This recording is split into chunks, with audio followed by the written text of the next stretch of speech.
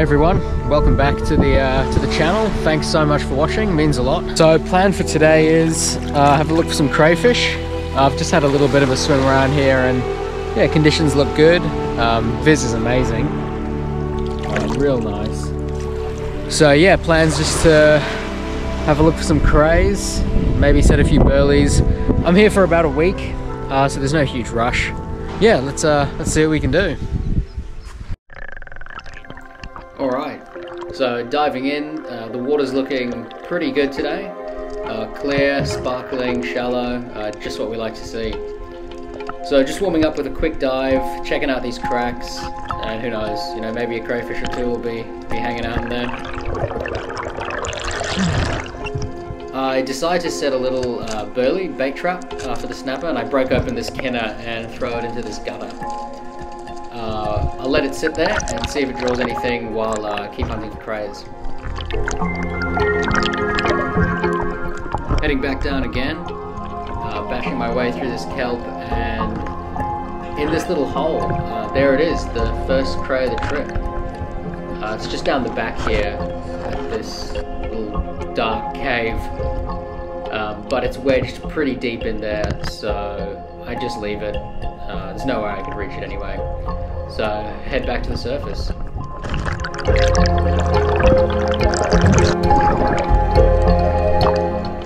Checking back on that snapper bait. Got a school of baby kahawai or mullet or something moving in, which is cool to see, but not exactly what we're looking for.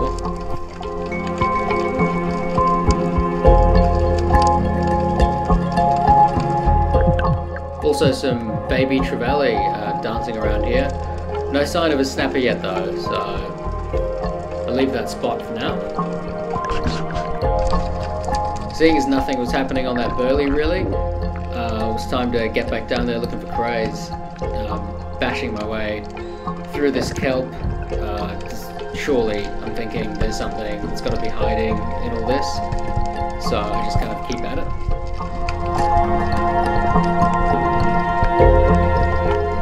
So I kept diving down into these kelp beds, and down again, and down. This honestly went on for about 4 hours, just combing every crevice and gutter, hoping for that lucky break. There were a few small feelers in this crack here, but nowhere close to legal. So yeah, unsuccessful, but my luck was about to change. I finally spotted a red moki. Sometimes if you follow these guys, they lead you into their hideouts. They live in caves and maybe crayfish. So I bashed my way through here for what felt like the millionth time. There it was, big feelers and legs, so I went in for the grab.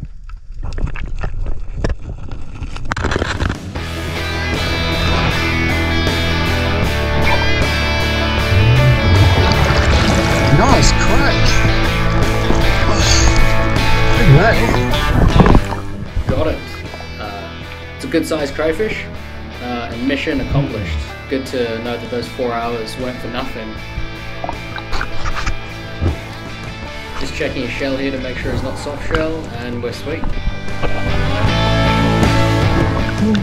This guy ended up being about 1.8 kilos, so I'm super happy. The music reflects how I was feeling after that, so after I got a bit of footage, chucked him in the float boat and kept going.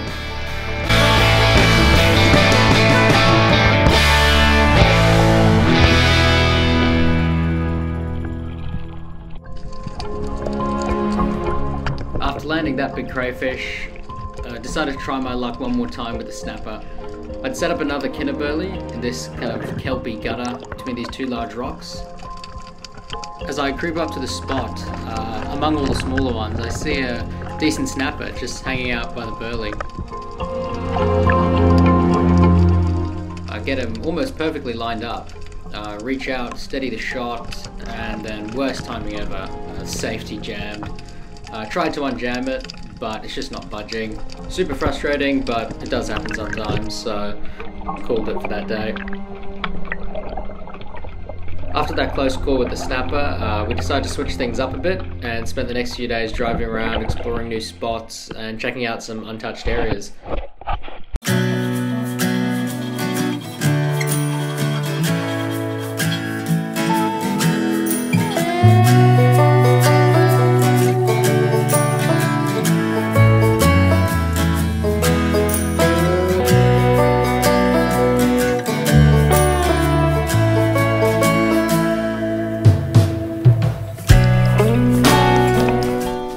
Over the next few days, spent a good amount of time tracking down more crays. Found this guy sitting out in the open, looking like he owned the place. So just left him, felt like cheating. Tried to make a quick grab here, but he was one step ahead of me, so got away this time.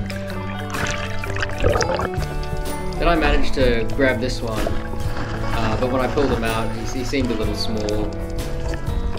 When I measured him, yeah, he was indeed a bit marginal, so he went back to his cave.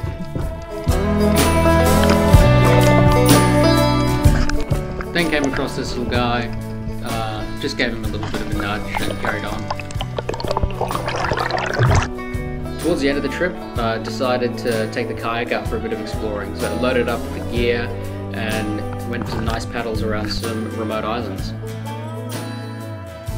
While paddling around, I spotted what looked like a reef popping up just out of the middle of nowhere. Figured it was worth a shot, so I decided to try my luck with a quick dive.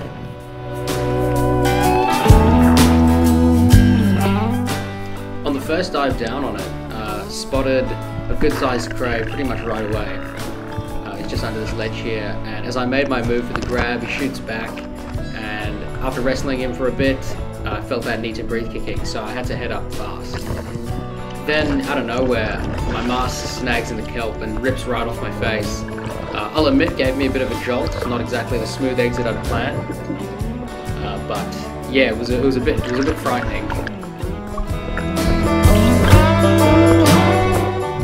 After a quick breather to recover and get my mask back on, it was time to head down again. I hadn't marked the spot, but I could see where the stirred up sand trail was from my first dive. Finally spotted the cave, and this time I kind of carefully reached in to see if the cray was still tucked away in there, and sure enough, I could feel it right at the very back.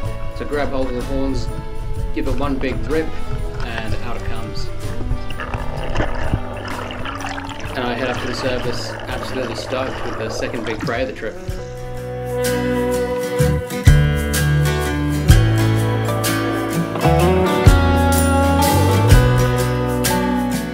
So I chucked him in the float boat, and this one was around 1.4 kilos, so solid catch for a very random spot.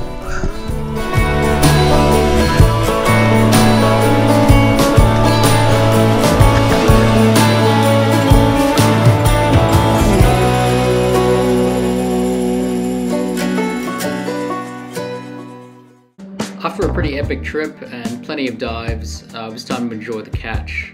This big guy, the first one's looking even better up close. Broke it down to every last bite, legs, claws, body, tail, everything's going to good use. Nothing beats a fresh cray cooked right over the fire. Doesn't get much better than that.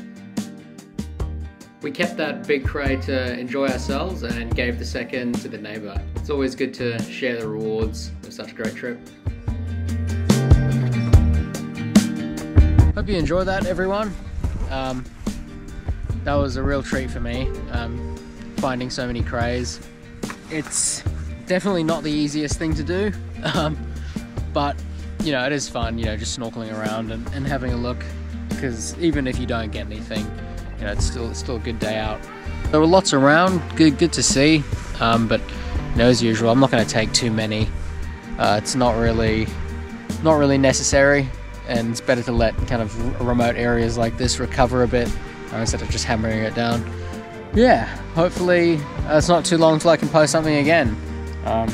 There's a lot going on, and you know, it's hard to be consistent with making videos, but hopefully I can get out a bit more and explore some new areas and get onto some crays and some fish sometime in the near future.